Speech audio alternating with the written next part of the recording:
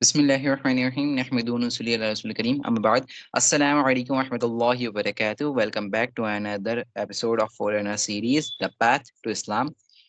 हम बात कर रहे थे उम्मे ऐमन रज़ी अल्लाह अन्हा के बारे में। ठीक है, the second woman to embrace Islam. उसके अलावा हम बात करने वाले थे चैप्टर 2 की। आज हम बात करेंगे चैप्टर 2 की, in the house of Khadija रज़ी अल्लाह तआला अन्हा। सो आप सल्लल्लाहु अलैहि वसल्लम का जब निकाह हो जाता है हज़रत खदीजा रज़ियल्लाहु अन्हा से, तो आप सल्लल्लाहु अलैहि वसल्लम उन्हें इंट्रोड्यूस करते हैं। और किस तरीके से इंट्रोड्यूस करते हैं, वही जो मैंने पहले चैप्टर में आपको बताई थी, उम्मी बअद उम्मी, she is my mother after my mother. तो टॉपिक 1 अब मैंने इसे दो सब टॉपिक के अंदर डिवाइड किया है। सबसे पहला मैरिज और दूसरा मैरिटल अकाउंट्स के बारे में। ठीक है, तो हम हज़रत उम्मे ऐमन रज़ियल्लाहु अन्हा की मैरिज भी देखेंगे और उनके बाकी जो मैरिटल अकाउंट्स रहे वो भी देखेंगे इंशाअल्लाह ताला।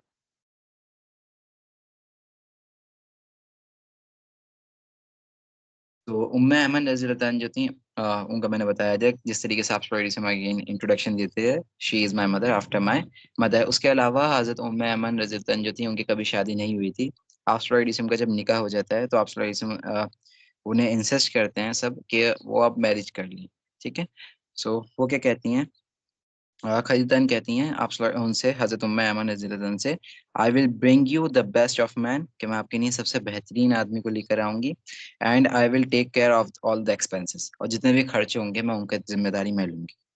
एंड बरका रज़ियल्लाहु अन्हा क्या कहती हैं, आई नेवर लेफ्ट हिम सल्लल्लाहु अलैहि वसल्लम and he never left me, कि मैंने कभी इनको नहीं छोड़ा, आप सल्लल्लाहु अलैहि वसल्लम को, और उन्होंने कभी मुझे नहीं छोड़ा।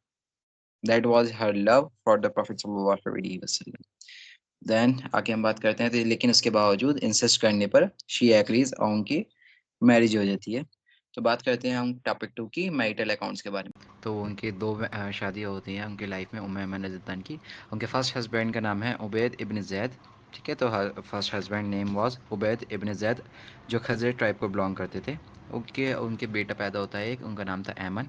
Now you get her name Umm Ayman. ठीक है, तो मदर ऑफ द ऐमन रज़ी अल्लाह तआला अन्हा। हज़रत ऐमन जो थे वो शहीद भी होते हैं आगे जाके रज़ी अल्लाह तआला अन्हा। ठीक है, उसके बाद क्या होता है, कुछ टाइम के बाद उनकी मदर की डेथ हो जाती है। She was the very second woman to believe in रसूलुल्लाह सल्लल्लाहु अलैहि वसल्लम इमीडिएटली विदाउट एनी हेसिटेशन। ठीक है, और जो भी इंसान शुरू में बिलीव करते थे, उनके जो भी आप को किस तरीके से लव करते थे, उनका यही कहीं ना कहीं रोल लेता था, लाइक खदीजा रज़ियल्लाहु अन्हा एंड अबू बकर रज़ियल्लाहु अन्हा एंड अगेन उम्मे ऐमन रज़ी अल्लाह तआला अन्हा। ठीक है, उसके बाद हम बात करते हैं कि उसके बाद 6 हिजरी के अंदर, आफ्टर सॉरी 6 हिजरी कह रहा हूँ, after 6th year of the prophet सल्लल्लाहु अलैहि वसल्लम, नबूवत के 6 साल के बाद प्रॉफिट उठ के हज़रत आप वसल्लम उनको देखते हैं, उनकी एक ओल्ड एज के अंदर उनके हस्बैंड की भी डेथ हो जाती है, शी वाज एलोन। आप वसल्लम के बारे में एक अजीब बात कहते हैं, वो कहते हैं, whoever wants to marry a woman from the paradise marry Umm Ayman. मैं सिर्फ कॉन्टेक्स्ट दे रहा हूँ कि जो भी शख्स एक और ऐसी औरत से शादी करना चाहता है जो कि जन्नत की है, तो वो उससे उम्मे ऐमन से शादी करे। एंड ज़ैद रज़ियल्लाहु लाइक, आई एम रेडी या रसूलुल्लाह सल्लल्लाहु अलैहि वसल्लम। Okay, I am just defining the story. He was very the first one जो कि रेडी थे, कि लाइक कि अगर जन्नत का जहाँ तक सवाल है, आई एम रेडी। और उन दोनों के बीच बीच का गैप था, एज गैप जो था उन दोनों की मैरिज के बीच का, तो वो करीब 20 ईयर्स से ज़्यादा था। हज़रत ज़ैद रज़ियल्लाहु अन्हु जो थे वो करीब 20 ईयर्स से भी ज़्यादा यंग थे हज़रत उम्मे ऐमन रज़ियल्लाहु अन्हा के मुकाबले।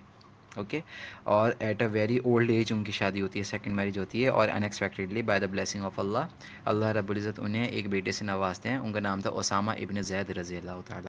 ओके, सो आज के लिए इतना ही। उसके अलावा she was the very second woman to believe in the prophet सल्लल्लाहु अलैहि वसल्लम। तो आज के लिए इतना ही। जज़ाकल्लाहु खैरन कसीरन। अस्सलामु अलैकुम व रहमतुल्लाहि व बरकातुहू।